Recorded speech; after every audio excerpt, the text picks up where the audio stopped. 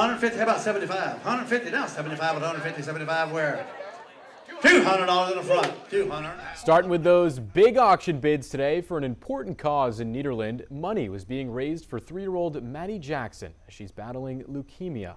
After hospital visits and treatments, trips to Houston, her family says they can use all the support they can get. So the Southeast Texas Circle of Hope put on a fundraiser, and they say everything they auctioned off today was donated by people in Mid-County. The turnout was amazing today.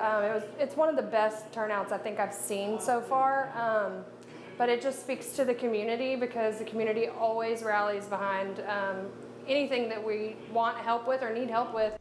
And if you didn't get a chance to show up today and you'd still like to donate, you can go to southeasttexascircleofhope.com or you can text MADIJACKSON, that's Maddie Jackson, to 444321.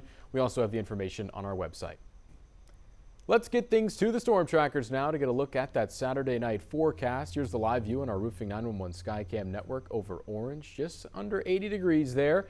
Right around it as we go to storm tracker Kerry Cooper in the storm tracker center. Kerry, we had that disturbance out in the Gulf that kind of dodged us to the south, but we're still maybe looking at some rain this weekend, or? Just a slight chance coming up tomorrow. Rain chances are decreasing rapidly as this low out in the Gulf moves towards South Texas. We're in the upper 70s, lower 80s across the area tonight. See some high clouds streaming in from the west. Not expecting much in the way of rain tonight. As we head toward daybreak, we'll have a slight chance showers along the coast. Still got some tropical moisture lingering, but there's what's left of the low just to the east of Corpus. That should move on in the next 6 to 8 hours. So certainly no threat to our forecast area at all. You can see it X just east of Corpus Christi there, working on off to the west and southwest. Still a 20% chance this could become a depression before landfall, but it's just about out of time. Should be on shore, as I said, by daybreak right around Corpus Christi. So some big rains. That's great news for South Texas too. They've been in a severe drought as well. So this system will be giving the mid-Texas coast, South Texas on into south of San Antonio, some big rains coming up over the next few days. Our rain chances after tomorrow are on the decrease. We'll take some hot, dry weather again. We'll tell you how long that'll last coming up, Cameron, a little bit later. All right, it was back to school this week for thousands of kids in the Golden Triangle, but some of the other districts are still soaking up those last few days of summer before they go back this week. High Island, some local academies starting up on Monday. Tuesday, it'll be Hardin-Jefferson and Kirbyville going back. Wednesday is the start for P&G and Sabine Pass, and still a couple days left of summer for East Chambers and Newton ISD.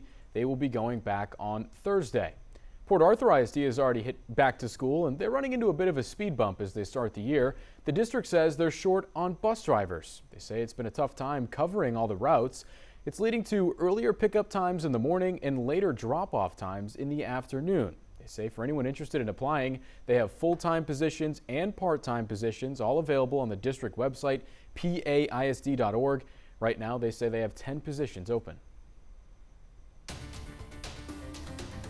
Some stories developing this weekend. An investigation is underway in Denton County after an inmate died inside a courtroom. Attorneys say that man was drinking a cloudy liquid as a judge was reading his guilty verdict, and minutes later, they found that man dead. Edward LeClaire from Frisco was on trial for child sexual assault. Again, that verdict was guilty, and as it was being read, attorneys say he started chugging that mysterious liquid. LeClaire was then taken to a holding cell, and when a bailiff returned to check on him, they say he was gray in the face and was found dead shortly after. That water bottle was taken in for evidence. New information here at 10 on the suspect who attacked Salman Rushdie on Friday. After an early investigation, a leading theory is that 24-year-old Hadi Matar acted alone and may have been inspired by Iran-related extremism. Officers stress this investigation is still early, and they're trying to work to figure out if anyone else was involved in this attack. They say that suspect lived in the basement of a New Jersey home and had an Iranian flag in his living space. Relatives at the home were also interviewed. Right now, this investigation remains open. And right now, nearly 1 million people in the greater Detroit area are being asked to boil their drinking water. A leak was found in a key water source. The possibly contaminated water main was isolated about a mile west of the Lake Huron water treatment facility. Most of the areas affected are Detroit suburbs. That boil water advisory is going to last until the results from sampling show that the water is safe. And we turn now to the latest on the FBI search of former president's home in Palm Beach. ABC's Karina Mitchell reporting on the trove of classified documents that were found by agents.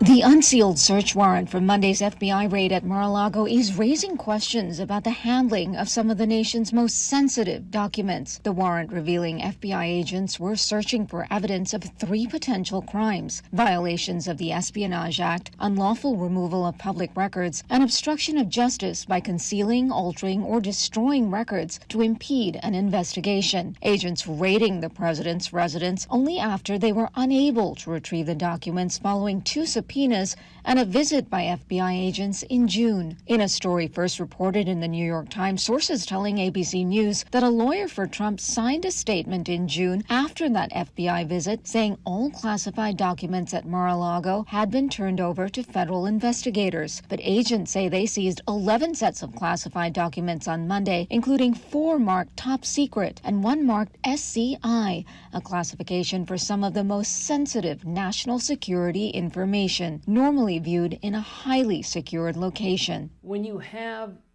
information that's so sensitive, who else has had access to it? But maybe more importantly, what has he done with it? In his defense, Trump claiming he did declassify all the documents, but he did not offer any proof. Following the FBI search of Mar-a-Lago, Republicans were quick to accuse the Justice Department of playing politics. But no word from Republican congressional leaders since the warrant was made public. And now growing concerns over threats of violence. ABC News getting a look at a joint intelligence bulletin from the FBI and Homeland Security. There has been an increase in threats and acts of violence against law enforcement and government officials ever since the raid at former President Trump's Florida estate.